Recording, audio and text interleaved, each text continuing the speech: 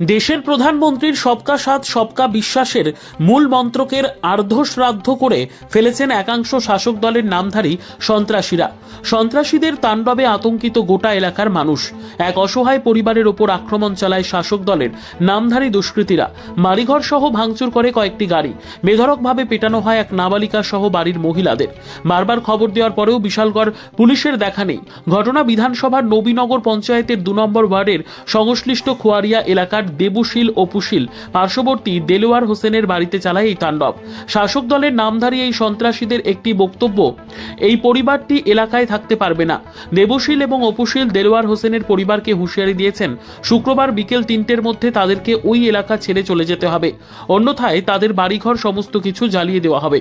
বুধবার থেকে শুরু করে ছোট ছোট শিশুদের নিয়ে গভীর জঙ্গলে বসবাস করতে হয়েছে পরিবারের লোকেদের। বাড়ি যেতে পারছে না পরিবারের কেউই। এদিকে পুলিশ এবং মডেল অফিস তাদের হাতের মতোই রয়েছে বলে স্পষ্ট জানিয়ে দেন। এখন অসহায় পরিবারটি কি করবে ভেবে পাচ্ছে না। এলাকা জুড়ে আতঙ্ক ছড়িয়ে পড়েছে। দেবু এবং অপু এই পরিবারটিকে এলাকা ছাড়া করে জায়গাটিকে দখল করার চেষ্টা চালিয়েছেন।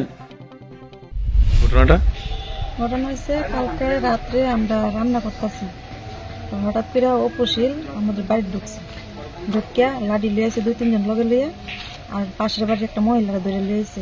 এমনি কইতাছে আমরা তারা বলে বড় করি, আমরা কিচ্ছু কইছি না, আমরা রান্তাছি।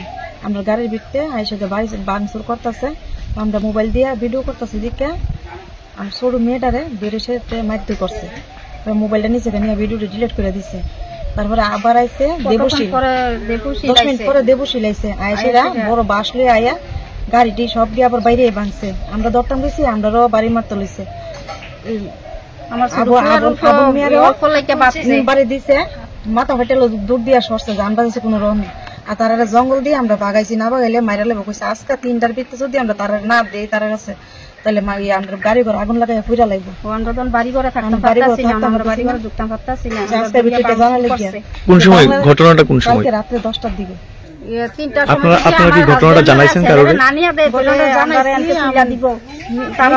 জানানো হয়েছে ঘটনাটা, তাই না কইছে বিচার করবো, তাইনার কাছে কোনো বিচার পাইছি না, কিছু করছে না, কোনো অব্দি কোনো বিচার পাইছি না। নেক্সটে কইছে দেখবো, নেক্সটে তাইনারে লই আইছে, সবাই লই আইয়া আমরা বাড়ি করে ভাঙচুর করছে।